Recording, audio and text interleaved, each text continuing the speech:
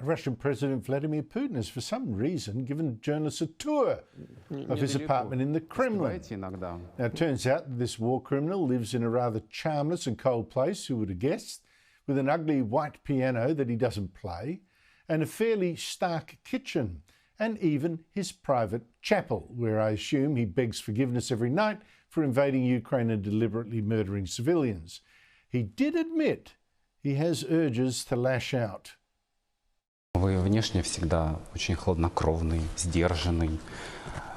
Неужели никогда не возникает желания кому-то, что называется, врезать? Всегда. Всегда. Я с этим живу, но я с этим борюсь. Always wanting to hit people for what they say. Well, that's what you expect from a dictator.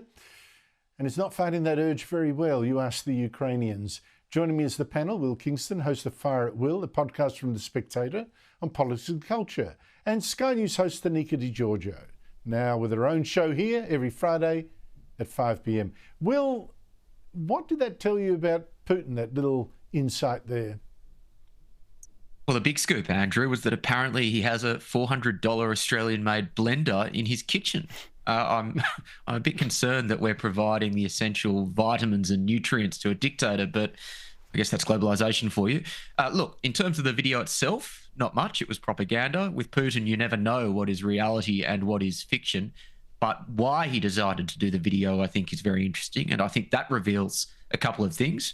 I think it reveals, A, that he cares deeply about his legacy. This was more legacy building. He wants to be remembered alongside Peter the Great as one of the great men of Russian history. But also, even though he is a dictator, he needs to maintain the support of the Russian public. So I guess in a very slightly, well, in an odd way, this was an attempt to humanize him. It was an attempt to show that he's still working hard for Russia. I think at one point he said he works till 1:30 every night. So it goes to show, even with these dictators and these brutal regimes, they need to keep the control of, or the support of the public in order to maintain control. I even wondered, Anika, whether he lives there, because there was absolutely nothing personal about it. No human touch, certainly not a woman's touch there that I could detect. It was like a motel room for a single bloke. Well, I mean, let's be realistic. Which woman would want to hang out with Vladimir Putin? I mean, we can't deny that.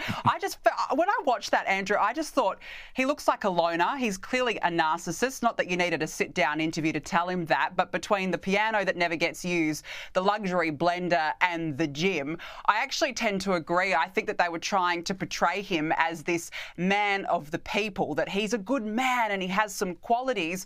But the apartment looked cold. It looked white. It looked stony. It just looked really awful, to be honest. And really, it's just another vanity project for Vladimir Putin. Meanwhile, you've got innocent lives being slaughtered during his ongoing war in Ukraine. It was just another narcissistic project from this dictator.